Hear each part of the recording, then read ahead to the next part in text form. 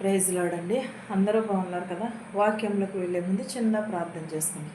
స్తోత్రం స్తోత్రం స్తోత్రం ప్రభువా, నీకు వందనాలు నాయన ప్రభువా. వేవేల దోత్తలతో కొనియాడబడుచున్న దేవా, నీకు స్తోత్రము, నీకు వందనాలు నాయన ప్రభువా. విరిగి నలుగున హృదయం దయచే ప్రభా, మారు మనసు దయచే ప్రభా, రక్షణ భాగ్యము దయచేయమని అడుగుచున్నాను నాయన ప్రభా. నిన్ను స్తుతించే భాగ్యము దయచేయమని అడుగుచున్నాను యేసయ్యా. యేసయ్యా నీకు స్తోత్రం ప్రభా, నజరేయుడా నీకు స్తోత్రాలు యేసయ్యా. ఏ వాక్యమైతే విత్తబోచున్నామో నైనా ప్రభా, ఆ వాక్యం ద్వారాగా నడిపించమని అడుగుచున్నాను ప్రభా.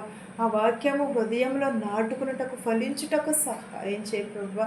మంచి నేలను పడిన విత్తనముల వలె ప్రభా వికసించుటకు సహాయం చేయమని అడుగుచున్నాను నేను ప్రభా. వాక్యం ద్వారాగా ప్రభా అనేక మంది రక్షింపబడుటకు సహాయం చేయ ప్రభా. ప్రతి ఒక్కరి అవసరతలు తీర్చి ప్రభా, ప్రతి ఒక్కరి అవసరతలు తీర్చి నేను ప్రభా, అక్కరలు తీర్చి ప్రభా, పరిశోధన నుంచి వేదన నుంచి తీసివేయమని అడుగుచున్నాను నాయన ప్రభా. ఓర్పుని సహనమును దయచే ప్రభా, విరిగి నలిగిన హృదయమును దయచే ప్రభా. వాక్యము ప్రభా విని విడిచిపెట్టేవారిగా కాకుండా ప్రభా, వాక్యమును అనుసరించే భాగ్యమును దయచేయమని నా ప్రార్థనను నీ పాసాన్ని చేర్చుకోమని ఏసునామములో బ్రతిమాలు వేడుకొనిచున్నాను తండ్రి. ఆమేన్. యాకోబు వ్రాసిన పత్రిక 1వ అధ్యాయము 1 నుంచి 8 వచనాలు ఇలాగ వ్రాయబడి ఉన్నాయండి. దేవుని యొక్కయు మన ప్రభువైన యేసుక్రీస్తు యొక్కయు దాసుడైన యాకోబు అన్యజనుల యందు చెదరిన 12 గోత్రముల వారికి శుభమని చెప్పి వ్రాయినది.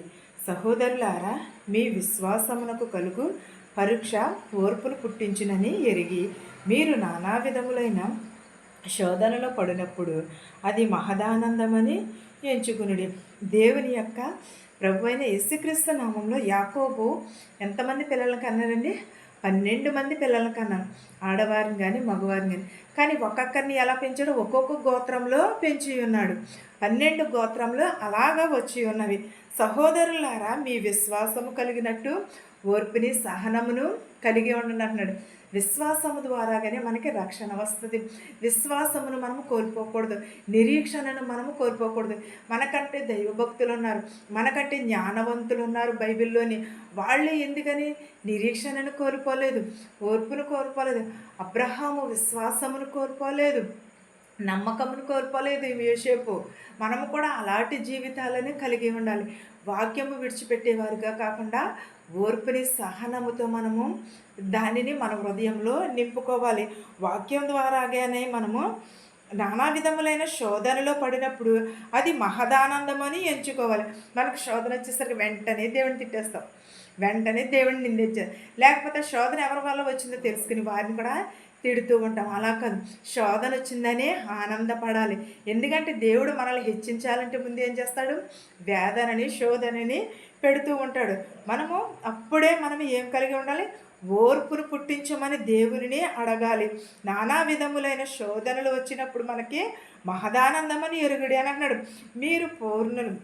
మీరు సంపూర్ణులను అనునాగులను ఏ విషయంలోనైనాను కొదవలేని వారై ఉండినట్లు ఓర్పు తన క్రియలను కొనసాగనీయుడి అని అంటున్నాడు. ఏంటి? మీరు సంపూర్ణ అనునాగులను ఏ విషయంలోనైనా సరే కొదవలేని వారి వలె ఓర్పును తన క్రియలను కొనసాగనీయడి అని అన్నాడు. మనకు పాము కనపడితే భయం వస్తుంది, కానీ మనం ఏం చేస్తున్నాడు? ఓర్పుని కలిగి నిలకడగలిగి ఉండమని అంటున్నాడు. అప్పుడు అవి మన దారి నుంచి పోతాయి. మన ఓర్పు తన క్రియలను కొనసాగనిస్తుంది. ఓర్పు తన క్రియలను కొనసాగించి మీలో ఎవరికైనాను జ్ఞానము కొదువుగా ఉన్న ఎడల అతడు దేవుని అడగవలెను, అప్పుడు అది అతనికి అనుగ్రహింపబడును. ఆయన ఎవరిని గద్దింపక అందరికీ ధారాళంగా దయచేయువాడే. జ్ఞానం కొదువుగా ఉన్న ఎడల ఎవరిని అనుకుంటున్నాడు? దేవుని అడగమని అంటున్నాడు. అప్పుడు అది ఆమెకి ధారాళంగా దయచేస్తాను.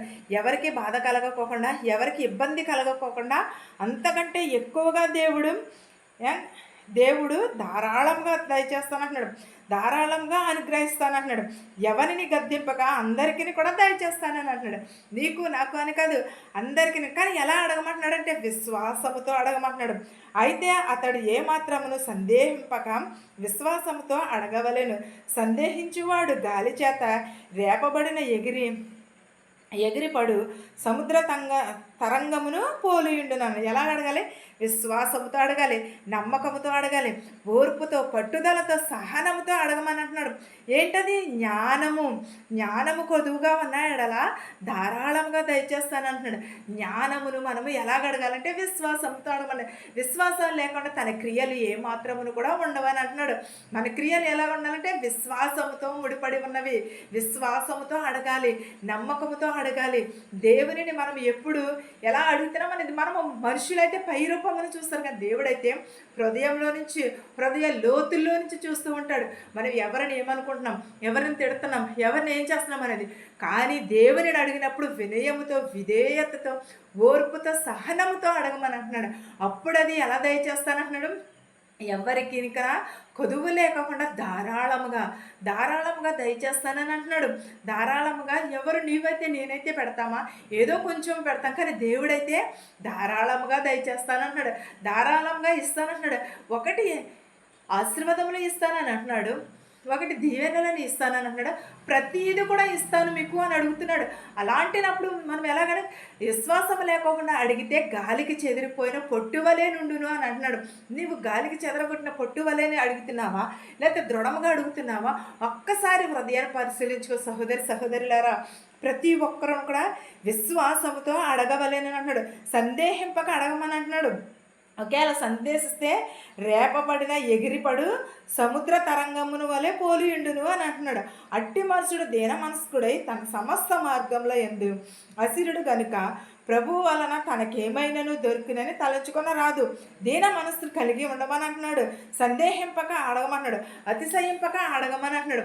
ధనవంతుడు అడిగినట్టు కాకుండా భేదవాడు అడిగినట్టు అడగమంటున్నాడు. గడ్డి ఎలాగ గతించిపోవును, పువ్వు ఎలాగ వ్రాలిపోవును, గడ్డిని మార్చివేయును, పువ్వు రాలును, దాని స్వరూపమును సౌందర్యమును నశించును. అలాగే ధనవంతుడు కూడా తన ప్రయత్నములలో వాడిపోవునని అంటున్నాడు. శోధన సహించేవాడు ధన్యుడు అని అంటున్నాడు. శోధనలో నిలిచిన వాడే ప్రభువును ప్రేమించువారు అని అంటున్నాడు. అప్పుడు శోధనలో ఇవన్నీ కూడా తీసినప్పుడు ఏం చేస్తాడంటే జీవ కిరీటముని ఇస్తానని అంటున్నాడు. జీవ కిరీటము ధారాళముగానే దయచేస్తాను. శోధనను సహించమని అంటున్నాడు. జ్ఞానము కొదువుగా ఉన్న ఎడల విశ్వాసముతో అడగమని అంటున్నాడు. విశ్వాసంతో అడిగిన ఎడల మనకి ధారాళముగా దయచేస్తాను అంటున్నాడు. నువ్వు గాలికి చెదరగొట్టిన పొట్టు వలే కాకుండా విశ్వాసంతో అడుగు, దేవుని ఎడల నమ్మకమును అడుగు. అప్పుడు నీ కుటుంబమును నిన్నును కూడా ఆశీర్వదిస్తాడు. నీ కుటుంబంలో ఏది లోటుపాటు ఉన్నా సరే దేవుడిని అడుగు, దేవుడు కంపల్సరీ ఇస్తాడు. ఎప్పుడు కూడా విడిచిపెట్టేవాడు కాదు.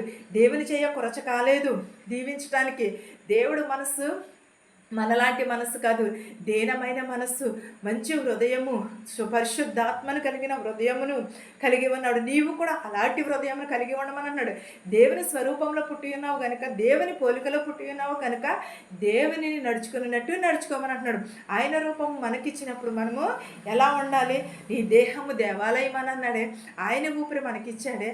మనం ఇంకా అలాంటినప్పుడు ఇంకెలా ఉండాలి? విశ్వాసముతో, నమ్మకముతో అడగాలి. ప్రతిదీ కూడా జ్ఞానం అనే కాదు, మనకి ఏదైనా సరే అడిగితే ధారాళంగా నమ్మువానికి సమస్తమును సాధ్యమన్నాడు. నమ్మనందల వారికి శిక్ష లేదు. తోమా వలే కాకుండా విశ్వాసము కలిగి అడుగు దేవునిని, అప్పుడు నీకు ప్రతీది దయచేస్తాడు. దేవుని నమ్ముకుంటే ఏది కూడా అసాధ్యము కాదు, ప్రతిదీ కూడా సాధ్యమే. కానీ దేవుడి మీద ఆధారపడి బ్రతకాలి. దేవునిపైనే మన చింత యావత్తు కూడా ఉంచాలి. మన భారమంతా కూడా దేవుని ఎడలే మనము చూపాలి. దేవుడు అప్పుడు మనకి ప్రతిదీ కూడా ధారాళమదే. కానీ అవిశ్వాసముతో అడిగితే గాలికి చెదరగొట్టు పొట్టు వలె ఉండు అని అంటున్నాడు. సముద్రము కెరటం వలె కొట్టుకుపోదు అని అంటున్నాడు. ఒక్కసారి ఆలోచించే ప్రియ సహోదరులారా, ప్రతి ఒక్కరూ కూడా విశ్వాసముతో అడగాలి. విశ్వాసంతో అడిగి మనము మేళ్ళని పొందుకోవాలి. ఈ వాక్యము మనందరికీ తోడయ్యుండును గాక. ఆమేన్. ప్రార్థించుకుందాం. స్తోత్రం స్తోత్రం స్తోత్రం. సర్వోన్నతుడా, సర్వశక్తిమంతుడా, కృపామయుడా, నీకు లెక్కలేని స్తోత్రాలు నాయన. వినుచున్న వారికి, చూచుచున్న వారికి మారు మనసు దయచ్చే ప్రభా, రక్షణ భాగ్యమును దయచ్చే ప్రభా, విరిగి నలిగిన హృదయమును దయచ్చే ప్రభా. గడిచిన కాలం అంతే ప్రభా మమ్మల్ని కాచి కాపాడి సజీవ రెక్కలలో ఉంచినందుకు నీకు స్తోత్రాలు, నీకు వందనాలు నాయన ప్రభా. అయినా పిల్లలు లేని వారికి పిల్లలు దయచ్చే ప్రభా, చంటి బిడ్డ తల్లి ప్రభా కాచి కాపాడు నాయన ప్రభా. గర్భిణీ స్త్రీలకు సులువని కనుక దయచ్చే ప్రభా. ఆపరేషన్ చేయించుకుంటున్న బిడ్డలకు ధైర్యాన్ని ఇవ్వు నాయన ప్రభా, సహనమును ఇవ్వు నాయన ప్రభా. నాయన ప్రభా, పిల్లలు లేక ఎంతోమంది బాధపడుచున్నారు ప్రభా, వారందరికీ దయచే ప్రభా. ప్రతి ప్రతి ఒక్కరికి ప్రభు మారు మనసు దయచే విరిగి నరిగిన హృదయమును దయచేయమని అడుగుచున్నాను నాయన ప్రభు. నీకు స్తోత్రాలు, నీకు వందనాలు నాయన ప్రభు. యవనస్తులు నాయన త్రొట్టిల్లిపోకుండా నీ పాదాలు చెంత చేర్చుకోమని అడుగుచున్నాను ప్రభు. వెధవరాలు బిడలను దీవించిన నాయన ప్రభు. విరిగి నలిగిన హృదయమును దయచే ప్రభా. ఎవరెవరైతే ఏ చేతి పనులు అయితే చేస్తున్నారో వారి చేతి పనులను దీవించి ఆశీర్వదించి నాయన ప్రభా. ఎవరెవరైతే నాయన ప్రభా నీ కృపను నీ దయను ప్రభ ఎరిగి ఉన్నారో వారందరిని ప్రభ దీవించి ఆశీర్వదించి నాయన ప్రభా. నేను ఎవరెవరైతే ఏ చేతి పనులు అయితే చేస్తున్నారో ప్రభా వారి చేతి పనులను దీవించి ఆశీర్వదించి నాయన ప్రభా. ఎవరెవరైతే వాహనములు నడుపుచున్నారో ప్రభా వారు వాహనములతో సురక్షితంగా వారి గృహాలకు చేర్చి నాయన ప్రభా. ఎవరైతే నాయన ప్రభా నిన్ను ఏమేమైతే అడుగున్నారో అయ్యి ప్రభ ధారాళముగా దయచేయమని అడుగుచున్నాము నాయన ప్రభ. జ్ఞానమే కాదు, శోధననే కాదు, వేదననే కాదు ప్రభ, తీసివేయమని అడుగుచున్నాను నాయన ప్రభ. నీకు అసాధ్యమైనది ఏది లేదు నాయన ప్రభ. ప్రతిదీ సాధ్యము నాయన ప్రభ. నేను ఇతర దేశాల్లో పనిచేసుకుంటున్న వారికి శక్తిని బలమును దయచే ప్రభ. మెడుకులకు వెలుచున్నారు, పీసీస్కి వెలుచున్నారు ప్రభ. వారికి సఫలతను దయచే ప్రభ. పని లేని వారికి పని దయచే ప్రభ. అనారోగ్యంతో ఉన్నవారికి ప్రభ ఆరోగ్యం దయచే ప్రభ. వెళుచున్న వారిని వచ్చుచున్న వారిని ప్రభ దీవించిన ఆయన ప్రభ. గృహాలకు సురక్షితంగా చేర్చిన ప్రభ. ప్రయాణం చేసిన ప్రతి ఒక్క బిడను దీవించిన ఆయన ప్రభ. హాస్పిటల్లో అనేకమైన రోగములతో వ్యాధులతో బాధపడుచున్నారు ప్రభ. వారందరినీ స్వస్థపరచు నాయన ప్రభ. వారందరినీ బాగు చేయమని అడుగుచున్నాను నాయన ప్రభ. నీ హస్తముతో నీ గాయాల పడిన హస్తాలతో ముట్టి స్వస్థపరచు నాయన ప్రభ. నా కుటుంబమును కూడా జ్ఞాపకం చేసుకో ప్రభ. నా కుటుంబం నిత్యము నిన్ను స్తుతించే భాగ్యమును దయచే ప్రభ. ఇంకను ప్రభ కొని ఆడబడుటకు సహాయించే ప్రభ. మా గ్రామాలని మా సంఘాలని దీవించిన ప్రభ. మనశ్శాంతి లేదంటున్నారు ప్రభ, మనశ్శాంతి దయచే ప్రభ. తల్లికి బిడ్డ, బిడ్డకు తల్లి లేదంటున్నారు ప్రభ. వారికి శాంతిని సమాధానం దయచే ప్రభ. భార్య ఏడల భర్త, భర్త ఏడల భార్య ప్రభ మిగటమైన ప్రేమ కలిగి ఉండటకు సహాయించే ప్రభ. మా దేశాలని మా సంఘాలని దీవించిన ప్రభ. పరిపాలించుచున్న ప్రతి ఒక్క బిడ్డని దీవించి ఆరోగ్యముని శక్తిని దయచేయమని అడుగుచున్నాను నాయన ప్రభ. నా ప్రార్థనను ప్రభ నీ పాద సన్నిధిని తెచ్చుకోమని యేసు నామములో బ్రతిమాలి వేడుకొనుచున్నాను తండ్రి, ఆమేన్. పరలోకమందున మా తండ్రి, నీ నామం పరిశుద్ధపరచబడును గాక, నీ రాజ్యం వచ్చును గాక, నీ చిత్తము పరలోకమందు భూవేందు నెరవేరినట్లును ప్రభువా. మా నిత్య ఆహారం నేడు మాకు దయచేయమని ఆయన ప్రభ. మా ఎడల అపరాధములు చేసిన వారిని మేము క్షమించిన ప్రకారము మా అపరాధములను క్షమించుము. దుష్టుని నుండి, శోధన నుండి తప్పించుము.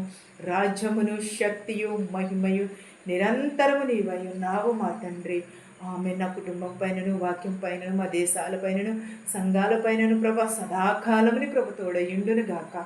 Amen, amen. అందరికీ వందనాలండి.